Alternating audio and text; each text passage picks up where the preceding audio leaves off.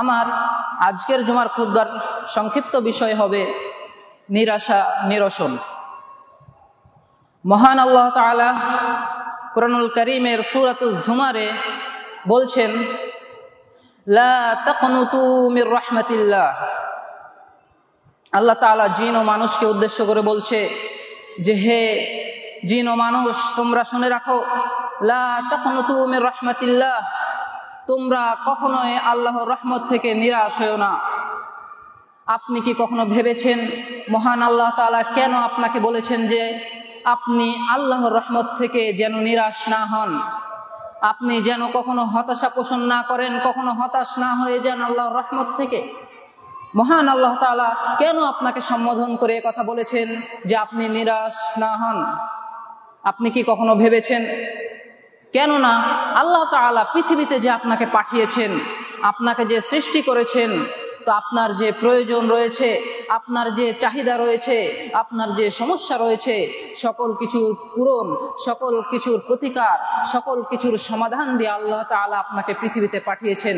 সেজন্য মহান আল্লাহ তাআলা বলছেন, লা তাকনুতু মির রাহমাতিল্লাহ, অর্থাৎ হে মানুষ ও জিন, তোমরা কখনোই আল্লাহর রহমত থেকে নিরাশ হয়ে যেও না। সম্মানিত উপস্থিতি, অথচ আমরা অল্প কিছুতেই, অল্পক্ষণেই আমরা হতাশ হয়ে পড়ি। কোনো ছোট কিছু ঘটলেই আমরা ভেঙে পড়ি, আমরা নিরাশ হয়ে পড়ি। চলুন আপনাকে একটি উদাহরণ দেওয়া যাক, যেমন আমাদের সকলের জীবনে ঘটে থাকে। একদা এক আলেমকে জিজ্ঞাসা করা হলো এমন এক ব্যক্তির সম্পর্কে যে এমন এক বিপদে পড়েছে, যদি এই বিপদ ধারাবাহিকভাবে তার জীবনে চলতে থাকে তাহলে তার দুনিয়া এবং আখিরাত উভয়টাই নষ্ট হয়ে যাবে। এমন এক বিপদ দিয়ে একজন ব্যক্তিকে পরীক্ষা করা হয়েছে যে বিপদের ফলাফল সরাসরি ধ্বংস, অথচ সেই ব্যক্তি সেই বিপদ থেকে বাঁচার সর্বরকম চেষ্টা করেছে, সব পন্থা অবলম্বন করেছে সেই বিপদ থেকে বাঁচার, কিন্তু সে সেই বিপদ থেকে বাঁচার যতই পন্থা অবলম্বন করুক, পরিশেষে দেখা গিয়েছে সেই বিপদ তার উপরে আরো চড়াও হয়েছে, সেই বিপদ তার উপরে আরো বেশি হয়েছে, সেই বিপদের প্রভাব তার উপরে আরো বেশি প্রভাবিত হয়েছে। এই ব্যক্তির কি হবে? এই ব্যক্তির সমস্যার সমাধান কি? ঠিক এরকমই আমাদের জীবনেও ঘটে থাকে অনেক সময়। ধরুন, আপনি অনেক সময় ভেবে থাকেন, আমি এমন এক পাপের মধ্যে রয়েছি যা আমি ছাড়তে পারছি না, আমার ধ্বংস নিশ্চিত। আমি এমন এক কাজের সাথে জড়িত রয়েছি যেটা হারাম পন্থায় উপার্জন করে আমাকে দেয়, আমি যদি সেই পন্থায় চলতে থাকি তাহলে আমি নিশ্চিত জাহান্নামে চলে যাব, কিন্তু আমি যদি সেই পথ ছেড়ে দিই তাহলে আমাকে পরিবার নিয়ে পথে বসতে হবে। আমি এমন কিছু কাজ করি যেটা অবৈধ, কিন্তু আমি যদি সেটা ছেড়ে দেই তাহলে সমাজের চোখে আমি ঘৃণিত হয়ে যাব। এমন কঠিন কিছু মুহূর্তে আমরা অনেক সময় পড়ে থাকি, আমরা অনেক সময় এমন কিছু কঠিন মুহূর্তের কথা ভেবে থাকি। এরকম কঠিন মুহূর্ত থেকে বাঁচার উপায় কি? এরকম কঠিন মুহূর্ত থেকে বাঁচার উপায় সম্পর্কে ইবনুল কাইয়িম রাহিমাহুল্লাহ তার বই আদ-দাউ ওয়াদ-দাওয়ার মধ্যে কিছু আলোচনা করেছেন। সম্মানিত উপস্থিতি, ইসলাম এমন একটি ধর্ম যেটা পূর্ণাঙ্গ মানব জীবনের একটি সংবিধান। এমন নয় যে ইসলাম 1450 বছর আগে এসেছে, সেটা তখনকার জামানার সাথে নির্দিষ্ট ছিল, তখনকার কৃষ্টি কালচারের সাথে সম্পৃক্ত ছিল। বর্তমানে যুগ এখন অনেক আধুনিক হয়েছে, এখন সায়েন্সের যুগ চলছে, এখন ইসলামের এমন কিছু বিষয় হতে পারে যেটার সমাধান ইসলামে দিতে পারছে না। জি না, কখনোই না, এরকম নয়। ইসলাম এমন একটি ধর্ম যেটা অতীত, বর্তমান, ভবিষ্যৎ সমস্ত কালের সাথে সম্পর্ক রাখে, সমস্ত যুগের সমস্ত কালের সমাধান দিয়ে থাকে। এমনকি কিয়ামত পর্যন্ত যা কিছু ঘটবে, ভবিষ্যতে যা কিছু আসবে, সমস্ত কিছুর সমাধান ইসলামের নাস, ইসলামের কোরআন হাদিসের দলিল এবং ইজমা কিয়াস এবং শরীয়তের যে মৌলিক উসুলগুলো রয়েছে সেগুলোর ভিত্তিতে করা সম্ভব। ঠিক তেমনি ভাবে সমস্ত সমস্যার সমাধান ইসলামের মাধ্যমে দেওয়া সম্ভব। যেমন হাদিসে এসেছে, عن أبي هريرة رضي الله تعالى عنه عن النبي صلى الله عليه وسلم قال ما أنزل الله داء إلا أنزل له شفاء। আবু হুরায়রা রাদিয়াল্লাহু তাআলা আনহু থেকে সাব্যস্ত আছে রাসূল সাল্লাল্লাহু আলাইহি ওয়াসাল্লাম বলছেন, আল্লাহ তাআলা এমন কোন রোগ প্রেরণ করেননি ইল্লা আনজালাহু শিফাআন, যার আরোগ্য তিনি প্রেরণ করেননি। অর্থাৎ আল্লাহ তাআলা যে সমস্ত রোগী পৃথিবীতে প্রেরণ করেছেন, যে সমস্ত সমস্যা পৃথিবীতে পাঠিয়েছেন, যে সমস্ত বিপদ তিনি মানুষের জীবনে দিয়েছেন, তার সকল কিছুর সমাধান, সেই সমস্ত রোগের আরোগ্য, সেই সমস্ত মুসিবতের পরিত্রাণের উপায় আল্লাহ তাআলা পৃথিবীতে প্রেরণ করেছেন। ঠিক এরকমই আরেকটি হাদিস সহিহ মুসলিমে বর্ণিত হয়েছে, জাবের রাদিয়াল্লাহু তাআলা আনহু থেকে সাব্যস্ত আছে, রাসূল সাল্লাল্লাহু আলাইহি ওয়াসাল্লাম বলছেন, লিকুল্লি দাইন দাওয়া ফাইদা উসিবা দাউদ দাওয়াই বারা বিইذনিল্লাহ। রাসূল সাল্লাল্লাহু আলাইহি ওয়াসাল্লাম বলছেন, লিকুল্লি দাইন দাওয়া, প্রত্যেক রোগের আরোগ্য রয়েছে, প্রত্যেক রোগের ওষুধ রয়েছে। ফাইদা উসিবা দাউদ দাওয়াই, যখন সেই রোগের সঠিক ওষুধ নিরূপিত হয়, বারা বিইذনিল্লাহ, আল্লাহর হুকুমে সেটা ভালো হয়ে যায়, সেরে যায়। সম্মানিত উপস্থিতি, অর্থাৎ বোঝা যায় আল্লাহ তাআলা যে সমস্ত রোগ পৃথিবীতে পাঠিয়েছেন তার সমস্ত কিছুর সমাধান তিনি দিয়েছেন। সমস্ত বিপদ, যে সমস্ত বিপদ তিনি পৃথিবীতে পাঠিয়েছেন, সে সমস্ত বিপদের সমাধান তিনি পৃথিবীতে পাঠিয়েছেন, সে সমস্ত বিপদের, সে সমস্ত রোগের আরোগ্য তিনি তৈরি করেছেন। হাদিসের শেষ অংশে যদি আমরা লক্ষ্য করি তাহলে বুঝতে পারবো আরো একটি বিষয়, সেটা হচ্ছে রাসূল সাল্লাল্লাহু আলাইহি ওয়াসাল্লাম যে বলেছেন, ফাইদা উসিবা দাউদ দাওয়াই বারা বিইذনিল্লাহ, যে যখন রোগের সঠিক ওষুধ নিরূপিত হয় তখন সেটা আল্লাহর আদেশে ভালো হয়ে যায়। অর্থাৎ সম্মানিত মসজিদের মুসল্লি, আপনার যে রোগ হয়েছে আপনাকে সেই রোগের চিকিৎসা করতে হবে, আপনাকে সেই রোগের ওষুধ অন্বেষণ করতে হবে। আপনি কোনো বিপদে পড়েছেন, সেই বিপদ থেকে বের হওয়ার, সেই বিপদ থেকে পরিত্রাণের উপায় আপনাকে বের করতে হবে। কেননা আল্লাহ তাআলা বলছেন কুরআন কারীমে, ওয়া আন লাইসা লিল ইনসানি ইল্লা মা সাআ, আর মানুষের জন্য সেটা নাই যেটার জন্য সে চেষ্টা করে না। অর্থাৎ মানুষের জন্য সেটাই রয়েছে যেটার জন্য সে চেষ্টা করে। অর্থাৎ আপনি যেটার জন্য চেষ্টা করবেন, যেটা আপনি চাইবেন, সেটার জন্য পরিশ্রম করবেন, আপনার জন্য সেটা রয়েছে, আপনি সেটা পাবেন। কিন্তু এমন কোনো কিছু যেটা আপনি চান কিন্তু আপনি সেটার জন্য চেষ্টা করেন না, তাহলে সেটা আপনি পাবেন না। সেজন্য যখন আপনার রোগ হয়েছে, আপনি কোনো রোগাক্রান্ত, আপনি কোনো রোগ দ্বারা আক্রান্ত হয়েছেন, আপনি কোনো বিপদে পড়েছেন, আপনি বিপদগ্রস্ত, আপনাকে সেই বিপদের প্রতিকার, আপনাকে সেই বিপদ থেকে পরিত্রাণের উপায়, আপনাকে সেই রোগ মুক্তির উপায় খুঁজতে হবে, আপনাকে চিকিৎসা করতে হবে। আর যখন আপনি সঠিক প্রতিকার পেয়ে যাবেন, যখন আপনি সঠিক সমাধান পেয়ে যাবেন, তখন আল্লাহর হুকুমে সেটা ভালো হয়ে যাবে। আল্লাহ তাআলা যেমন বলেছেন যে প্রত্যেক রোগের আরোগ্য তিনি দান করেছেন, প্রত্যেক রোগের প্রতিষেধক তিনি পৃথিবীতে পাঠিয়েছেন, কিন্তু আপনি জানেন না যে কোন ওষুধে আপনার জন্য সমাধান রয়েছে, কোন প্রতিকার আপনার জন্য সঠিক। সেজন্য আপনাকে সেই প্রতিকার অন্বেষণ করতে হবে। আর যখন আপনি সঠিক প্রতিকার পেয়ে যাবেন, সঠিক ওষুধ পেয়ে যাবেন, তখন সেটা আল্লাহর হুকুমে ভালো হয়ে যাবে।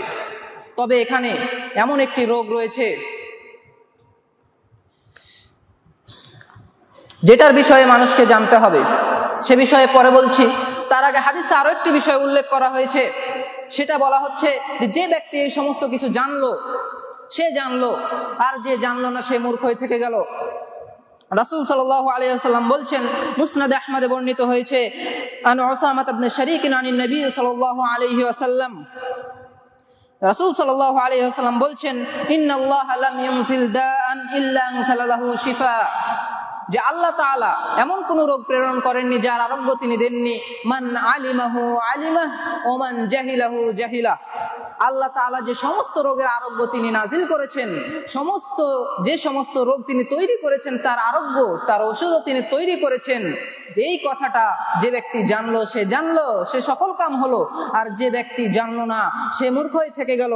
সম্মানিত উপস্থিতি, দেখুন 2 বছর আগে যে করোনা ভাইরাস আসলো, জাতিকে একদম মূর্খ বানিয়ে ছেড়ে দিয়েছে। শিক্ষা ক্ষেত্র থেকে শুরু করে অর্থনৈতিক, সামাজিক এবং সাংসারিক জীবনেও সে ক্ষতি সাধন করেছে। কিন্তু এর ফলাফল এখন কি?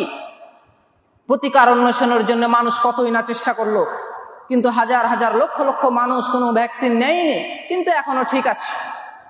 অর্থাৎ যে ব্যক্তি আল্লাহ তাআলার এই সমস্ত বিষয়ে জানবে, সে জানবে, আল্লাহর উপর ভরসা করবে এবং সঠিক পথ অবলম্বন করবে। কিন্তু যে জানবে না সে মূর্খ হয়ে থেকে যাবে। সম্মানিত উপস্থিতি, এভাবেই আল্লাহ তাআলা সমস্ত রোগের প্রতিষেধক বানিয়েছে। ঠিক সেভাবে তিনি অন্তরের রোগ, আত্মার রোগ এবং মনের রোগেরও প্রতিষেধক বানিয়েছে। যেমন সম্মানিত উপস্থিতি, কেউ জানে না, তার না জানাটা হচ্ছে একটা রোগ। কি বুঝলেন? আপনাকে ধরেন কোনো কিছু জিজ্ঞাসা করা হলো বা আমাকে কোনো কিছু জিজ্ঞাসা করা হলো, আমি সেটা বলতে পারলাম না, আমি জানি না, এটা হচ্ছে আমার রোগ, এটা হচ্ছে আমার সমস্যা, এটা হচ্ছে আমার ঘাটতি। আর এই রোগের প্রতিষেধক, এই রোগের আরোগ্য, এই রোগের প্রতিকার হচ্ছে জিজ্ঞাসা করা, প্রশ্ন করা, অর্থাৎ কোনো ব্যক্তিকে জিজ্ঞাসা করে সেটার উত্তর জেনে নেওয়া, সেটা হচ্ছে আরোগ্য। ঠিক এভাবেই মহাগ্রন্থ আল কুরআন, এই সম্পূর্ণ কুরআনটাই হচ্ছে একটি আরোগ্য। তবে এটা সমস্ত ব্যক্তির, সকল মানুষের কাজে আসবে না। এটা শুধু ওই সমস্ত ব্যক্তিদের কাজে আসবে যারা ঈমান এনেছে, যারা মুমিন। মহান আল্লাহ তাআলা সূরাতুল ইসরার মধ্যে বলছেন, ওয়ানুনাজ্জিলু মিনাল কুরআনি মা হুয়া শিফাউন ওয়া রাহমাতুল লিল মুমিনিন। আল্লাহ তাআলা বলছেন যে আমি যে কুরআনটি নাজিল করেছি এটা হচ্ছে একটি আরোগ্য এবং মুমিনদের জন্য রহমত। উক্ত আয়াতে যে মিন উল্লেখ করা হয়েছে, মিনাল কুরআন, অনেক মুফাসসির এটার ব্যাখ্যা করে থাকেন তাবাইজ দিয়ে, অর্থাৎ কোরআনের আংশিক কিছুই হচ্ছে আরোগ্য, কিন্তু ব্যাখ্যাটি ভুল। আসলে সঠিক ব্যাখ্যা হচ্ছে মিনটা এখানে বর্ণনা করার জন্য এসেছে, অর্থাৎ মিন দ্বারা বোঝানো হচ্ছে এখানে মহাগ্রন্থ আল কুরআন পুরাটাই হচ্ছে আরোগ্য, পুরাটাই হচ্ছে একটা প্রতিষেধক। এটা হচ্ছে মুমিনদের জন্য প্রতিষেধক এবং মুমিনদের জন্য রহমত। সুতরাং এই মহাগ্রন্থ আল কুরআন এটাই হচ্ছে অন্তরের আরোগ্য, মূর্খতা, সংশয় এবং সন্দেহের আরোগ্য। আল্লাহ তাআলা এই মহাগ্রন্থ আল কুরআনে আরোগ্যটা 7 আসমানের উপর লৌহে মাহফুজ থেকে অবতীর্ণ করেছেন। আর আল্লাহ তাআলা আসমান থেকে এমন কোনো আরোগ্য অবতীর্ণ করেননি যেটা রোগ দূরীকরণে অতি সাধারণ, যেটা অধিক ফলদায়ক নয়, যেটা অধিক মূল্যবান নয়। এমন কোনো আরোগ্য আল্লাহ তাআলা আসমান থেকে পৃথিবীতে নাজিল করেননি। তবে সম্মানিত উপস্থিতি, যেমন বলছিলাম, এমন একটি রোগ রয়েছে যেটার আরোগ্য আল্লাহ তাআলা তৈরি করেননি। আপনি কি জানেন সেটি কি? আসুন আমরা দেখে নিই। হাদিসে এসেছে, আন উসামা ইবনে শারীক রাদিয়াল্লাহু তাআলা আনহু قال, উসামা ইবনে শারীক রাদিয়াল্লাহু তাআলা আনহু থেকে বর্ণিত আছে যে তিনি বলছেন, ক্বালাতিল আরাব, একজন বেদুইন এসে রাসূল সাল্লাল্লাহু আলাইহি ওয়াসাল্লামকে প্রশ্ন করলেন, ইয়া রাসূলুল্লাহ আলা নাতাদাওয়া, আমরা কি চিকিৎসা গ্রহণ করব না? হে আল্লাহর রাসূল, আমাদের যদি রোগ হয়, আমরা যদি রোগাক্রান্ত হই, আমরা যদি বিপদে পড়ি, তাহলে কি আমরা সেটার প্রতিকার অন্বেষণ করব না? আমরা কি সেটার প্রতিকারের জন্য ডাক্তারের কাছে যাব না? রাসূল সাল্লাল্লাহু আলাইহি ওয়াসাল্লাম তখন তাকে বললেন, ইয়া ইবাদাল্লাহ, হে আল্লাহর বান্দারা, তোমরা শুনে রাখো, তাতাদাওয়াও, তোমরা চিকিৎসা গ্রহণ করো, তোমরা প্রতিকার অন্বেষণ করো, তোমরা বিপদের সমাধান খোঁজো। ফা ইন্নাল্লাহা লাম ইয়াদা দাআন ইল্লা ওয়াদা লাহু শিফাআন, কেননা আল্লাহ তাআলা এমন কোনো রোগ তৈরি করেননি, এমন কোনো সমস্যা তৈরি করেননি, এমন কোনো বিপদ তৈরি করেননি যেটার আরোগ্য তিনি তৈরি করেননি, যেটার সমাধান তিনি তৈরি করেননি, যেটার প্রতিকার তিনি তৈরি করেননি। অর্থাৎ বোঝা যায় যে আমাদের যখন কোনো রোগ হবে, আমাদের সেই রোগের প্রতিকার অন্বেষণ করতে হবে। এমন নয় আপনার রোগ হয়েছে, আপনি ঘরে বসে আছেন আর রোগের সমস্যার সমাধান খুঁজছেন। এমন নয় যে আপনি বিপদে পড়েছেন আর মসজিদে বসে সারাদিন শুধু আল্লাহর কাছে ইবাদত করে ফরিয়াদ করছেন। আপনাকে সেই সমস্যার সমাধান খুঁজতে হবে, সেই বিপদের প্রতিকার খুঁজতে হবে। পরের অংশে রাসূল সাল্লাল্লাহু আলাইহি ওয়াসাল্লাম বলছেন, ইল্লা দাআন, তবে একটি রোগ ব্যতীত, তবে একটি রোগ ব্যতীত, যে রোগের প্রতিকার আল্লাহ তাআলা সৃষ্টি করেননি, যে সমস্যার সমাধান আল্লাহ তাআলা দেননি, যে বিপদের সমাধান আল্লাহ তাআলা পৃথিবীতে পাঠাননি, সেটা হচ্ছে আল হারামু, বার্ধক্য। অর্থাৎ কোনো ব্যক্তি যখন বয়স্ক হয়ে যায়, কোনো ব্যক্তি যখন তার বার্ধক্যে উপনীত হয়ে যায়, তখন সেখান থেকে ফিরে আসার, সেই বার্ধক্য দূরীকরণের, সেখান থেকে প্রতিকারের, পরিত্রাণের কোনো উপায় আল্লাহ তাআলা তৈরি করেননি। সুতরাং সম্মানিত উপস্থিতি, আল্লাহ তাআলা এভাবেই সমস্ত সমস্যার সমাধান দিয়েছেন। ঠিক অনুরূপভাবে একটি বিষয় হচ্ছে দোয়া। কেননা দোয়া হচ্ছে মানুষের খারাপ কাজগুলো দূরীকরণে, কোনো কাঙ্ক্ষিত বিষয় অর্জনে এবং কোনো বিষয় সে বিষয় পাওয়ার ক্ষেত্রে অত্যন্ত গুরুত্বপূর্ণ একটি শক্তিশালী একটি মাধ্যম। তবে এই দোয়ার প্রভাব আলাদা হতে পারে। যদি আপনার হৃদয়ে অন্যমনস্কতা থাকে, যদি আপনার হৃদয়ে দুর্বলতা থাকে, যদি আপনার হৃদয়ে অবহেলা থাকে, তাহলে এই দোয়ার প্রভাব আপনার আলাদা হতে পারে।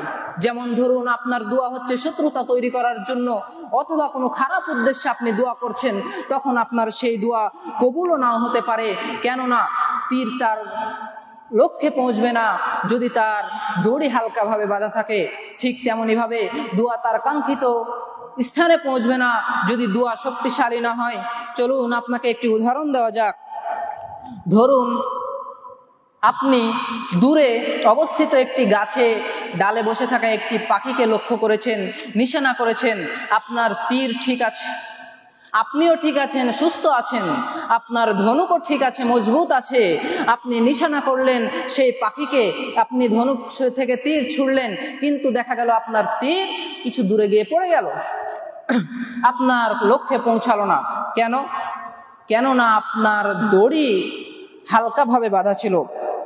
ঠিক তেমনই ভাবে আপনার দোয়া সেটা আল্লাহর কাছে পৌঁছাতে পারবে না যদি আপনার দোয়া শক্তিশালী না হয়, যদি আপনার হৃদয়ে হীনমন্যতা, দুর্বলতা, অন্যমনস্কতা থাকে। সুতরাং দোয়া করার সময় আমাদের শক্তিশালী দোয়া করতে হবে। আর দোয়া যে কবুল হবে না, এর অন্য একটি কারণ হচ্ছে আপনি হারামের সাথে জড়িত রয়েছেন, আপনি হারাম ভক্ষণ করেন।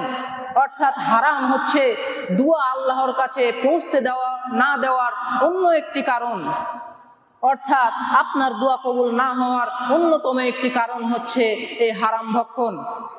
যেমন হাদিসে এসেছে, রাসূল সাল্লাল্লাহু আলাইহি ওয়াসাল্লাম একদা বর্ণনা করছেন, মানুষদের উল্লেখ করে, যা আইয়ুহান নাস ইন্নাল্লাহা তাইয়্যিব, আল্লাহ তাআলা হচ্ছেন পবিত্র, লা ইয়াকবালু ইল্লা তাইয়্যিব, আল্লাহ তাআলা পবিত্র জিনিস ছাড়া গ্রহণ করে না। সুতরাং পরের অংশে রাসূল সাল্লাল্লাহু আলাইহি ওয়াসাল্লাম বলছেন, ইন্নাল্লাহা আমারাল মুমিনিনা বিমা আমারা বিহিল মুরসালিন, আর আল্লাহ তাআলা মুমিনদেরকে যে বিষয়গুলোতে আদেশ করেছেন সেই বিষয়গুলোতে আদেশ করেছেন যেগুলো তিনি রাসূলদেরকে আদেশ করেছেন। অর্থাৎ রাসূলদেরকে যে সমস্ত বিষয়ের আদেশ করা হয়েছে, আল্লাহ তাআলা সেই সমস্ত বিষয়ই মুমিনদেরকে আদেশ করেছেন। পরে রাসূল সাল্লাল্লাহু আলাইহি ওয়াসাল্লাম উল্লেখ করছেন কুরআনের এক আয়াত। আল্লাহ তাআলা বলেন, ইয়া আইয়ুহার রাসূল কুলু মিনাত তাইয়্যিবাত ওয়া'লামু ওয়া'মালু সালিহান ইন্নী বিমা তা'মালুনা আলিম। আল্লাহ তাআলা বলছেন রাসূলদেরকে যে, হে রাসূল, তোমরা তোমাদের মাঝে যে পবিত্র জিনিসগুলো রয়েছে, কুলু মিনাত তাইয়্যিবাত, সেই পবিত্র জিনিসসমূহ থেকে ভক্ষণ করো। আল্লাহ তাআলা রাসূলদেরকে পবিত্র জিনিস ভক্ষণ করার আদেশ দিয়েছেন। সুতরাং ঠিক তেমনই ভাবে মুমিনদেরকেও এই একই আদেশ দেওয়া হয়েছে যে পবিত্র জিনিস থেকে ভক্ষণ করতে হবে। রাসূল সাল্লাল্লাহু আলাইহি ওয়াসাল্লাম আরো একটি আয়াত উল্লেখ করছেন, ইয়া আইয়ুহাল্লাযীনা আমানু কুলু মিন তাইয়্যিবাতিন মা রাযাকনাকুম। আল্লাহ তাআলা বলছেন যে আমি তোমাদের যে রিজিক দিয়েছি তার মধ্যে থেকে পবিত্র রিজিকগুলো তোমরা ভক্ষণ করো। অর্থাৎ বোঝা যায় দুই আয়াত একত্রিত করলে রাসূলদেরকে যেমন আদেশ দেওয়া হলো পবিত্র জিনিস ভক্ষণ করতে, তেমনি ভাবে মুমিনদেরকেও আদেশ দেওয়া হলো এই পবিত্র জিনিসগুলো ভক্ষণ করতে। হাদিসের শেষ অংশে রাসূল সাল্লাল্লাহু আলাইহি ওয়াসাল্লাম একজন ব্যক্তির উদাহরণ উল্লেখ করছেন, বলছেন, আর-রাজুলু ইউতিলু সাফারা আশআসা আগবারু ইয়ামুদ্দু ইয়াদাহু ইলাস সামা। একজন ব্যক্তি দীর্ঘ সফর করার কারণে তার চুল উস্কো খুস্কো হয়ে গেছে। এমত অবস্থায় সে তার দুই হাত আসমানের দিকে উত্তোলন করেছে এবং বলছে, ইয়া রব, ইয়া রব। অর্থাৎ সে তার দুই হাত আল্লাহর দিকে উত্তোলন করে, আসমানের দিকে উত্তোলন করে আহ্বান করছে তার রবকে যে, হে রব, হে রব। অর্থাৎ সে প্রার্থনা করছে। রাসূল সাল্লাল্লাহু আলাইহি ওয়াসাল্লাম বলছেন, মাতআমুহু হারামুন ওয়া মাশরাবুহু হারামুন ওয়া মালবাসুহু হারামুন ওয়া গুযিয়া বিল হারাম ফাকাইফা ইস্তাজাব। যে সে যা কিছু ভক্ষণ করে তার সমস্ত কিছু হচ্ছে হারাম, সে যা কিছু পান করে তার সমস্ত পান হচ্ছে হারাম, সে যে বস্ত্র পরিধান করে আছে তার সেই বস্ত্র হচ্ছে হারাম, সে যে দেহ তৈরি করেছে সেই দেহ তৈরি করেছে হারাম ভক্ষণ করে। অর্থাৎ তার সমস্ত কিছুই হারাম। এমতা অবস্থায় কিভাবে তার দোয়াকে কবুল করা হবে? অর্থাৎ সম্মানিত উপস্থিতি, বোঝা যায় দোয়া কবুল না হওয়ার অন্যতম একটি কারণ হচ্ছে হারাম ভক্ষণ করা, হারামের সাথে জড়িত থাকা। ঠিক তেমনি ভাবে আপনার দোয়া কবুল নাও হতে পারে যদি আপনার দোয়ার মাঝে গাফলতি থাকে, যদি আপনার দোয়ার মাঝে অন্যমনস্কতা থাকে, যদি আপনার দোয়ার মাঝে প্রবৃত্তির কামনা ও বিনোদন থাকে। যেমন হাদিসে এসেছে, عن أبي هريرة رضي الله تعالى عنه قال قال رسول الله صلى الله عليه وسلم ادعوا الله وأنتم موقنون بالإجابة واعلموا أن الله لا يستجاب دعاء من قلب غافل ولاهٍ। রাসূল সাল্লাল্লাহু আলাইহি ওয়াসাল্লাম বলছেন যে তোমরা দোয়া কবুল হবে এই দৃঢ় প্রত্যয় রেখে আল্লাহর দরবারে দোয়া করো।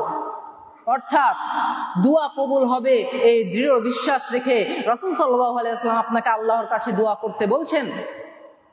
অর্থাৎ আমরা যখন দোয়া করব, আমরা নিজের মনের মধ্যে এই দৃঢ় বিশ্বাস, এই দৃঢ় প্রত্যয় রাখবো যে আল্লাহ তাআলা অবশ্যই আমাদের দোয়াকে কবুল করবেন। পরের অংশে রাসূল সাল্লাল্লাহু আলাইহি ওয়াসাল্লাম বলছেন, ইন্নাল্লাহা লা ইস্তাজাবু দুআআন মিন কলবিন গাফিলিন ওয়ালাহিন, কেননা আল্লাহ তাআলা অন্যমনস্ক হৃদয় থেকে দোয়া কবুল করেন না। আল্লাহ তাআলা গাফেল হৃদয় থেকে দোয়া কবুল করেন না।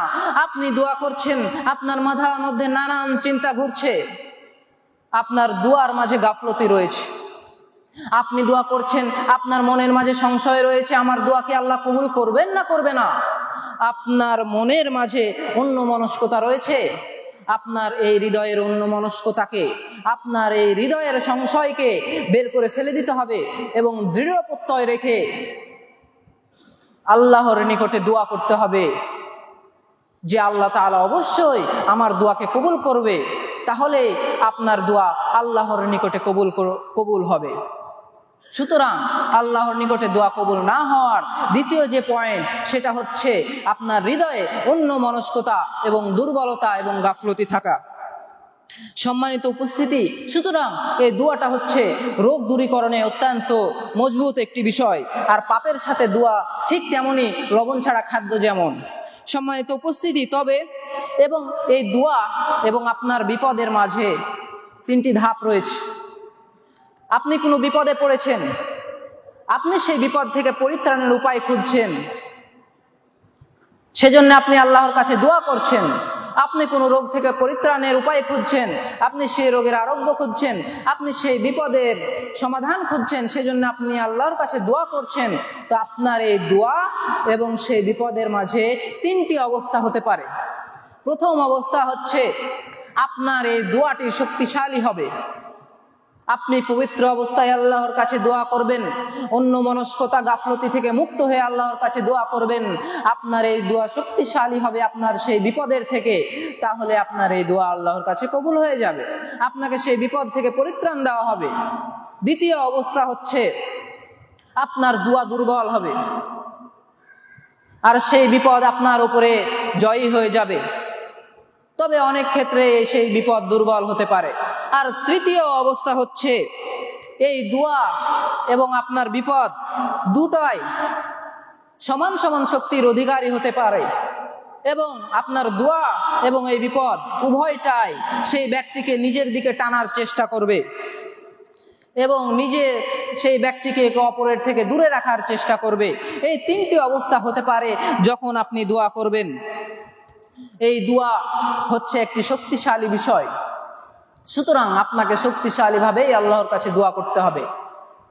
সম্মানিত উপস্থিতি, আর এই দোয়া হচ্ছে এমন অত্যন্ত গুরুত্বপূর্ণ একটি বিষয় যেটা তাকদীর পরিবর্তনের সক্ষমতা রাখে। পৃথিবীতে এমন কোনো কাজ নেই, এমন কোনো বিষয় নেই যেটা তাকদীরকে পরিবর্তন করতে পারে। এখানে একটা সূক্ষ্ম বিষয়, সেটা হচ্ছে তাকদীরের দুইটি অবস্থা রয়েছে। এমন কিছু তাকদীর রয়েছে যেটা নির্ধারিত, কখনোই পরিবর্তন হবে না। তবে এমন কিছু বিষয় রয়েছে যেগুলো ঝুলন্ত রয়েছে তাকদীরের সাথে, সেই বিষয়গুলো আপনার দোয়া পরিবর্তন করতে পারে। আল্লাহ তাআলা আপনাকে তৈরি করে আপনার যে ইখতিয়ার দিয়েছে, আপনার যে বিচার বুদ্ধি দিয়েছে, সেই বিচার বুদ্ধির মাধ্যমে আপনি আপনার যে রাস্তা বাছাই করতে পারেন, আপনি এটা করবেন কি করবেন না। সুতরাং আপনি দেখতে পাচ্ছেন আপনি বিপদের মুখে সম্মুখীন হতে যাচ্ছেন, আপনার তাকদিরে লেখা আছে এটা, কিন্তু আপনি দোয়া করার মাধ্যমে সেটা থেকে পরিত্রাণ পেতে পারেন। রাসূল সাল্লাল্লাহু আলাইহি ওয়াসাল্লাম বলছেন, সাওবান রাদিয়াল্লাহু তাআলা আনহু থেকে সাব্যস্ত আছে, রাসূল সাল্লাল্লাহু আলাইহি ওয়াসাল্লাম বলেন, লা ইয়ারুদ্দুল কাদারা ইল্লা দুআ, যে তাকদীর পরিবর্তন করতে পারে দোয়া, ওয়ালা ইয়াজিদু ফিল উমরি ইল্লাল বির, আর সৎকর্ম মানুষের বয়স বৃদ্ধি করতে পারে। এই বয়স বৃদ্ধি করার মাধ্যমে, এই বয়স বৃদ্ধি করার মানে হচ্ছে যে আপনি আপনার যে নির্ধারিত বয়স রয়েছে তার মাঝে বেশি সৎকর্ম করে নেকি অর্জন করতে পারেন, যা অধিক বয়সের কারণে আপনি করতে পারতেন। তৃতীয়, রাসূল সাল্লাল্লাহু আলাইহি ওয়াসাল্লাম বলছেন, ওয়া ইন্নার রাজুলা লা ইয়াহরুমুর রিজকা বিযামবি ইউসিবুহু, আর মানুষ পাপের মাধ্যমে তার রিজিককে হারাম করে থাকে। হাদিসের মুখ্য যেটা বিষয় সেটা হচ্ছে লা ইয়ারুদ্দুল কাদারা ইল্লা দুআ, দোয়া ছাড়া অন্য কিছু তাকদীর পরিবর্তন করতে পারে না, অর্থাৎ শুধুমাত্র এই দোয়া আপনার তাকদীরকে পরিবর্তন করতে পারে। দোয়া এমন একটি শক্তিশালী বিষয়। তবে সম্মানিত উপস্থিতি, এই দোয়া করার কিছু পদ্ধতি রয়েছে এবং কিছু নির্দিষ্ট গুরুত্বপূর্ণ সময় রয়েছে। আপনি সর্বাবস্থায় দোয়া করতে পারেন, যে কোনোভাবে দোয়া করতে পারেন, কিন্তু কিছু পদ্ধতি, কিছু নির্দিষ্ট সময়ের কথা হাদিসে উল্লেখ রয়েছে, যে সময়ে যে পদ্ধতিতে দোয়া করলে আপনার দোয়া আল্লাহর নিকটে অধিক গ্রহণযোগ্য, অধিক কবুল হবে। হাদিসে এসেছে, আন আনাস রাদিয়াল্লাহু তাআলা আনহু আনিন নবী সাল্লাল্লাহু আলাইহি ওয়াসাল্লাম قال لا يرد الدعاء فيما بين الأذان والإقامة, রাসূল সাল্লাল্লাহু আলাইহি ওয়াসাল্লাম বলছেন, লা ইয়ারুদ্দু দুআউ ফিমা বাইনাল আযানি ওয়াল ইকামা, অর্থাৎ আযান এবং ইকামাতের মাঝে দোয়াকে ফেরত দেওয়া হয় না, দোয়া অগ্রহণযোগ্য হয় না আযান এবং ইকামতের মাঝে।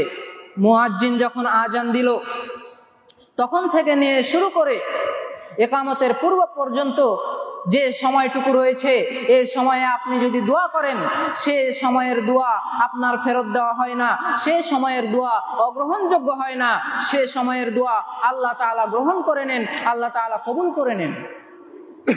অথচ আযান যখন দেয় মুয়াজ্জিন মসজিদে, তারপরে আমরা প্রস্তুতি নিতে শুরু করি এবং ইকামতের পূর্ব মুহূর্তে আমরা মসজিদে এসে সালাতে শরীক হই। আমরা জানি না যে কেন আযান এবং ইকামতের মাঝের এই গুরুত্বপূর্ণ সময়কে আমাদের জন্য ফাঁকা রাখা হয়েছে। আমরা কেন এই গুরুত্বপূর্ণ সময়কে কাজে লাগাই না? আমাদের সকলের উচিত এই গুরুত্বপূর্ণ সময়কে কাজে লাগিয়ে আমাদের জীবনের কাঙ্ক্ষিত বিষয়গুলো অর্জন করা। দ্বিতীয়ত আরেকটি পদ্ধতি সম্পর্কে রাসূল সাল্লাল্লাহু আলাইহি ওয়াসাল্লাম বলছেন, ইন্নাল্লাহা হাইয়ুন কারীম, যে আল্লাহ তাআলা হচ্ছেন সম্মানী এবং লজ্জাশীল। ইয়াস্তাহি ইযা রাফা'a আর-রাজুলু ইয়াদাইহি ইলাইহি ইয়াদাইহি, আল্লাহ তাআলা লজ্জাবোধ করেন যখন কোনো ব্যক্তি আল্লাহর দরবারে দুই হাতকে উত্তোলন করে, আইয়ারুদ্দাহুমা সিফরান মুতাখাইবাতাইন।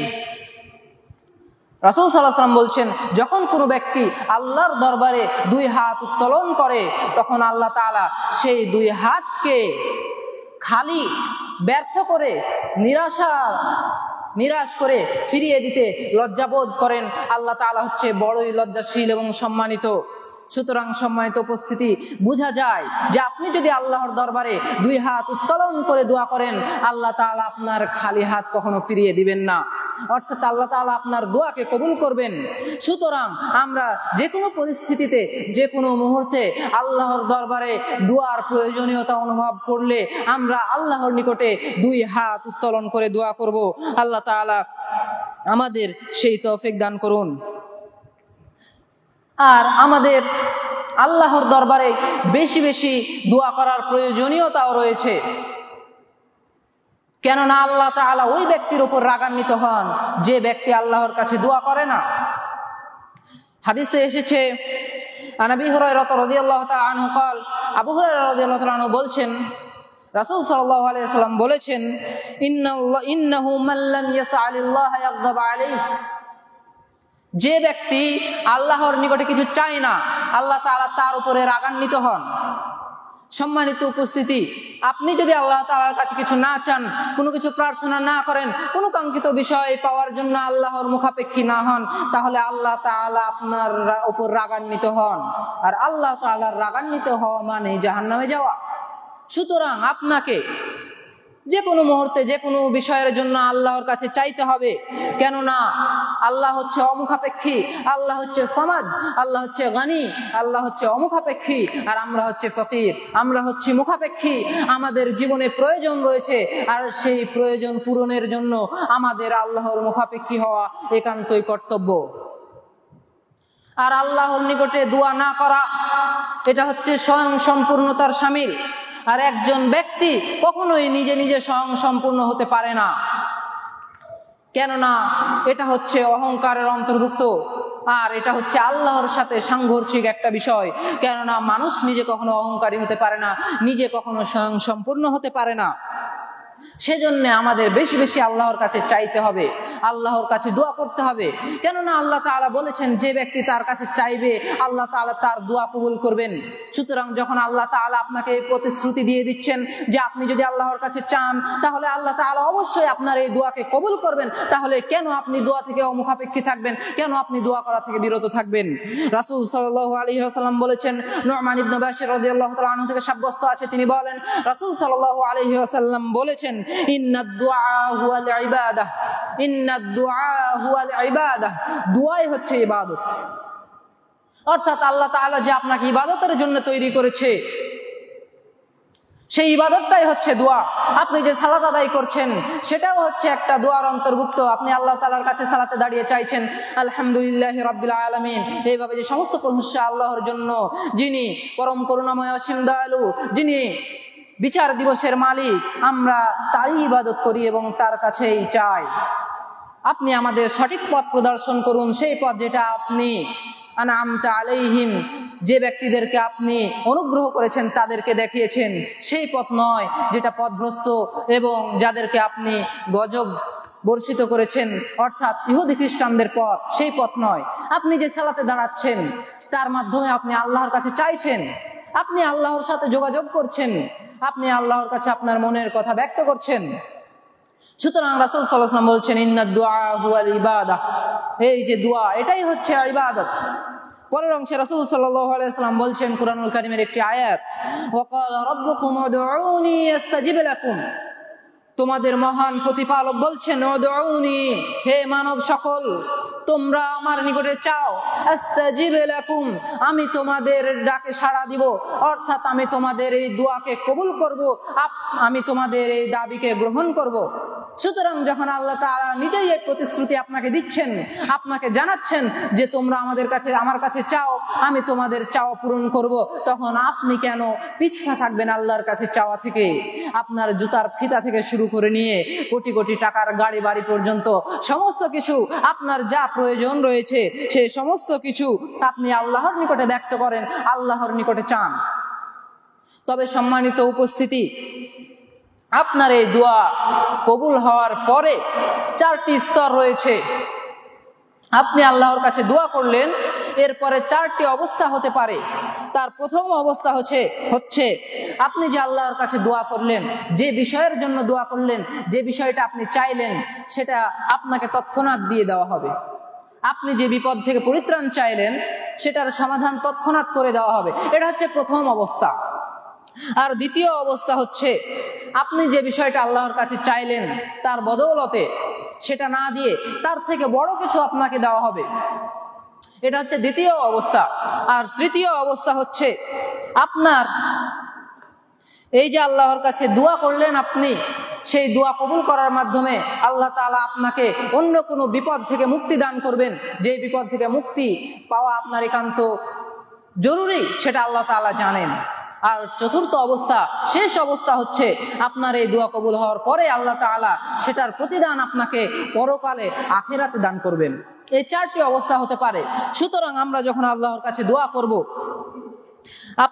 আল্লাহর কাছে দোয়া করার পর থেকে আমাদের ধৈর্য ধারণ করতে হবে, আমাদের আল্লাহর প্রতি ভালো ধারণা রাখতে হবে এবং অপেক্ষা করতে হবে। কেননা দোয়া কবুল হওয়ার মানে এই না যে আপনাকে সেটাই দিয়ে দেওয়া হলো। এখানে 4টি অবস্থা হতে পারে।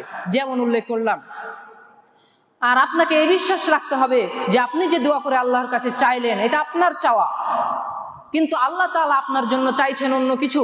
আল্লাহ তাআলা আপনাকে চাইছেন অন্য কোনো বিপদ থেকে মুক্তি দিতে, যেটা আপনার জন্য বেশি জরুরি। আল্লাহ তাআলা চাইছেন সেটা আপনাকে পরকালে দিতে, সেটা আপনার জন্য বেশি জরুরি। এটা আল্লাহ তাআলা চাইছেন। আর দোয়া করে যেটা আপনি চাইছেন সেটা আপনি চাইছেন। আর এটা অবশ্যই ঠিক যে আপনার এই চাওয়ার থেকে মহান প্রভুর চাওয়াটা হচ্ছে অধিক গুরুত্বপূর্ণ, অধিক ফলদায়ক। সুতরাং আপনাকে এই বিশ্বাস রাখতে হবে যে আমি এটা চাইলাম, কিন্তু আমার প্রভু, আমার সৃষ্টিকর্তা মহান আল্লাহ তাআলা অন্যটা চেয়েছেন। সুতরাং আমার এই চাওয়ার থেকে মহান আল্লাহ তাআলার চাওয়া অত্যন্ত গুরুত্বপূর্ণ, অবশ্যই ভালো হবে। সুতরাং আমি আল্লাহ তাআলার এই চাওয়ার উপরে বিশ্বাস রাখলাম, ভালো ধারণা রাখলাম এবং আমি ধৈর্য ধারণ করলাম। তবে সম্মানিত উপস্থিতি, দোয়া করার ক্ষেত্রে আরো একটি বিষয়, সেটা হচ্ছে আমাদের ধীর স্থির ভাবে দোয়া করতে হবে, দীর্ঘ সময় ধরে দোয়া করতে হবে। রাসূল সাল্লাল্লাহু আলাইহি ওয়াসাল্লাম বলেছেন বুখারীর বর্ণনায়, ইউস্তাজাবু লিআহাদিকুম মা লাম ইউজিল, অর্থাৎ কোনো ব্যক্তির দোয়া গ্রহণ করা হয় না যতক্ষণ সে তাড়াহুড়া করে। ইয়াকুলু দাউতু ফালাম ইউস্তাজাব লি, সে বলে আমি দোয়া করলাম কিন্তু আল্লাহর নিকটে এটা কবুল করা হলো না, আল্লাহ তাআলা কবুল করলেন না। ঠিক এরকমই একটি হাদিস বুখারী মুসলিমে অন্য এক জায়গায় বর্ণিত হয়েছে। রাসূল সাল্লাল্লাহু আলাইহি ওয়াসাল্লাম বলছেন, লা ইয়াজালু ইস্তাজাবু লিআবদিন মা লাম ইয়াদউ বিইসমিন আও কাতিআতি রাহমিন, অর্থাৎ কোনো ব্যক্তির দোয়া কবুল করা হয় না যদি সে কোনো পাপের কারণে দোয়া করে। যদি সে কোনো পাপের দোয়া করে অথবা সে কোনো আত্মীয়তা ছিন্নের দোয়া করে, তাহলে তার এই দোয়া কবুল করা হয় না। আর তার এই দোয়া কবুল করা হয় না আরো একটি কারণে, সেটা হচ্ছে মা লাম ইস্তাজিল, যতক্ষণ সে তাড়াহুড়া করে। তো এই তাড়াহুড়া কি? সাহাবা একরাম যখন রাসূল সাল্লাল্লাহু আলাইহি ওয়াসাল্লামকে জিজ্ঞাসা করলেন, রাসূল সাল্লাল্লাহু আলাইহি ওয়াসাল্লাম বলছেন, ইয়াকুলু কদ দাউতু ওয়া কদ দাউতু ফালাম ইস্তাজাব লি ফায়াস্তাহসিরু ইনদা যালিক ওয়া ইয়াদাউ দুআ। রাসূল সাল্লাল্লাহু আলাইহি ওয়াসাল্লাম বলছেন, এই যে ইস্তেজাল, এই দোয়ার ক্ষেত্রে তাড়াহুড়া করা, এটার অবস্থা হচ্ছে ব্যক্তি বলে আমি তো অনেক দোয়া করলাম, আমি তো দোয়া করতেই আছি, কিন্তু আল্লাহ তাআলা আমার দোয়া কবুল করলেন না। এমত অবস্থায় সেই ব্যক্তি নিরাশ হয়ে পড়ে, সেই ব্যক্তি হতাশ হয়ে পড়ে যে আমি এত দোয়া করছি কিন্তু আল্লাহ তাআলা আমার এই দোয়াকে কবুল করলেন না, কবুল করছেন না। এমত অবস্থায় সে ক্লান্ত হয়ে যায়, হতাশ হয়ে যায় এবং দোয়াকে ছেড়ে দেয়। এটাই হচ্ছে ইস্তেজাল, এটাই হচ্ছে তাড়াহুড়া। রাসূল সাল্লাল্লাহু আলাইহি ওয়াসাল্লাম বলছেন, কোনো ব্যক্তি যদি এরকম করে তাহলে তার দোয়াকে কবুল করা হয় না।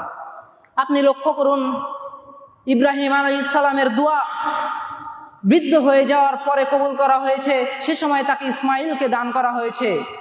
ইয়াকুব আলাইহিস সালামের দোয়া তার দুই চোখ অন্ধ হয়ে যাওয়ার পর, বৃদ্ধ হয়ে যাওয়ার পর ইউসুফ আলাইহিস সালামকে ফিরিয়ে দেওয়ার মাধ্যমে কবুল করা হয়েছে।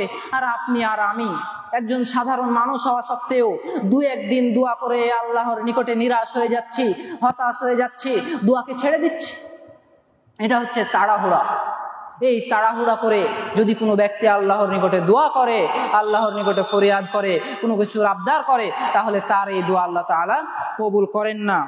সুতরাং সম্মানিত উপস্থিতি, আমাদের উচিত ধীর স্থিরভাবে দোয়া করা এবং দোয়া করার এই যে ধারাবাহিকতা সেটা অব্যাহত রাখা। আপনি আজকে দোয়া শুরু করলেন, আপনাকে আজীবন দোয়া করে যেতেই হবে এবং আপনাকে ধৈর্য ধারণ করতে হবে এবং আপনাকে এই দৃঢ় বিশ্বাস রাখতে হবে যে অবশ্যই আল্লাহ তাআলা আমার এই দোয়া কবুল করবেন। এবং আপনার হৃদয় থেকে অন্য মনস্কতা, গাফলতি, হীনমন্যতা দূর করে দৃঢ় চিত্তে আল্লাহর নিকটে দোয়া করতে হবে এবং আপনার আল্লাহর চাওয়ার উপরেও বিশ্বাস রাখতে হবে যে আমার চাওয়ার থেকে অবশ্যই আল্লাহ তাআলার চাওয়া হচ্ছে অনেক বড় কিছু, অনেক গুরুত্বপূর্ণ, অনেক ভালো। সুতরাং আমি এটা দোয়া করছি, আমার এই দোয়া কবুলের পরে যে সমস্ত অবস্থা হতে পারে, হয় আল্লাহ তাআলা আমাকে বিপদ থেকে দূর করতে বা বিপদ থেকে দূরে রাখতে পারেন, অথবা অন্য কিছু দান করতে পারেন যেটা বেশি ফলদায়ক, অথবা আখিরাতের প্রতিদান দিতে পারেন। যদি আল্লাহ তাআলা এরকম চেয়ে থাকেন তাহলে অবশ্যই সেটা আমার জন্য ভালো হবে, কেননা সেটা হচ্ছে আল্লাহ তাআলার চাওয়া। যখন মুসা আলাইহিস সালাম বানি ইসরায়েলকে নিয়ে সমুদ্র অতিক্রম করছিলেন, ফেরাউন তার পিছে ধাওয়া করছিল। 12টা রাস্তা হয়ে গেল সমুদ্রে। বনী ইসরাইলকে নিয়ে তিনি সমুদ্র পাড়ি দিলেন। সমুদ্রের ওপারে গিয়ে তিনি চাইছেন যে এখন সমুদ্রের পানি মিশে যাক, ফেরাউন ওই পারে থেকে যাক, এটা আমার জন্য ভালো হবে, তাহলে সে পারে আর আসতে পারবে না, বনী ইসরাইল তার জুলুম থেকে পরিত্রাণ পাবে। এটা ছিল মুসা আলাইহিস সালামের চাওয়া। কিন্তু আল্লাহ তাআলা সেটা চাননি। আল্লাহ তাআলা চেয়েছেন ফেরাউন সমুদ্রে ঢুকে যাক, সে সমুদ্রে যাক এবং সেখানে তাকে হত্যা করা হোক, সেখানে সে গিয়ে ডুবে মরুক। এটা আল্লাহ তাআলা চেয়েছেন। তাহলে সেই সময়ের পর থেকে নিয়ে সমস্ত মানুষ তার জুলুম থেকে মুক্তি পেল। অর্থাৎ আল্লাহ তাআলার চাওয়াটা হচ্ছে অধিক গুরুত্বপূর্ণ, অধিক ফলদায়ক। সুতরাং আপনাকে এই বিশ্বাস রাখতে হবে যে আমার চাওয়ার থেকে আল্লাহ তাআলার চাওয়া অবশ্যই গুরুত্বপূর্ণ, অবশ্যই ফলদায়ক। এবং তারপরে আপনাকে তার উপরে ধৈর্য ধারণ করে থাকতে হবে এবং দোয়া করে যেতে হবে। আল্লাহ তাআলা আমাদের সকলকে এই সমস্ত বিষয় জেনে বুঝে আমল করার তৌফিক দান করুন। আল্লাহুম্মা আমিন। ওয়া আখির দাওয়ানা আনিল হামদুলিল্লাহি রাব্বিল আলামিন।